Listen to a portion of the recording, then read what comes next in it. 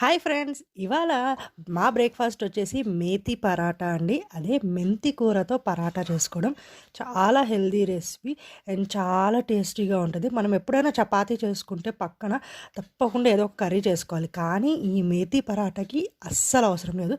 Just పెరుగుంటే చాలు. పెరుగులో dip చేసుకొని తింటుంటే ఎంత టేస్టీగా ఉంటుందో. మరి ఈ టేస్టీ రెసిపీ మీరు కూడా ట్రై చేయండి. మరి ఎలా చేసుకోవాలో చెప్పేస్తాను. ఇక్కడ నేను గోధుమ పిండిని తీసుకున్నాను. మీ ఇంట్లో ఎంతమంది ఉంటే అంతమంది బట్టి తీసుకోండి గోధుమ పిండి.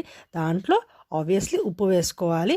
ఉప్పు తర్వాత మనం దాంట్లో ఒక హాఫ్ టీ స్పూన్ పసుపు వేసుకోండి. ఒక టేబుల్ స్పూన్ కారం వేసుకోండి. అలాగే ద మెయిన్ ఇంగ్రీడియంట్ మనం మెంతికూర. మెంతికూరని మంచిగా ఆకుల్ని వాష్ చేసేసి పెట్టేసుకున్నాను. ఆ తర్వాత దీంట్లో యాడ్ చేసేసుకోవాలి అంతే. ఆ తర్వాత దీంట్లో ఒక టీ స్పూన్ జీలకర్ర పౌడర్ వేసుకోండి. జీలకర్ర పొడితో పాటు ఒక టీ స్పూన్ అల్లం వెల్లుల్లి పేస్ట్ అండ్ ఒక పచ్చిమిరపకాయని ఇలా చిన్న చిన్నగా చాప్ చేసేసుకొని వేసేసుకోవాలి. ఆ తర్వాత ఇంకొక మెయిన్ ఇంగ్రీడియంట్ పెరుగు కంపల్సరీగా వేయాలి. ఒక టేబుల్ స్పూన్ పెరుగు వేసి ఇప్పుడు ఆ ఇంగ్రీడియంట్స్ అన్నీ కూడా గోధుమ పిండిలో బాగా మిక్స్ అయ్యేలాగా మిక్స్ చేసుకొని పెట్టేసుకోండి. ఆ తర్వాత కొద్దిగా నీళ్ళు పోసుకుంటూ మనం చపాతీ పిండిని ఎలా కలుపుకుంటామో అలాగే కలుపుకోవాలన్నమాట. అలా కలుపుకున్న పిండిని ఒక 10 to 15 మినిట్స్ పక్కన ఉంచేసి ఆ తర్వాత చపాతీలు చేసుకోవడానికి ఎలా చిన్న చిన్న బాల్స్ చేసుకుంటాం మీ ఇష్టం అండి. మీ ఇష్టమైన సైజులో బాల్స్ చేసుకొని వాటిని చపాతీలాగా రౌండ్గా ఒత్తేసుకోవాలి. చూడండి ఎంత ఈజీ కదా.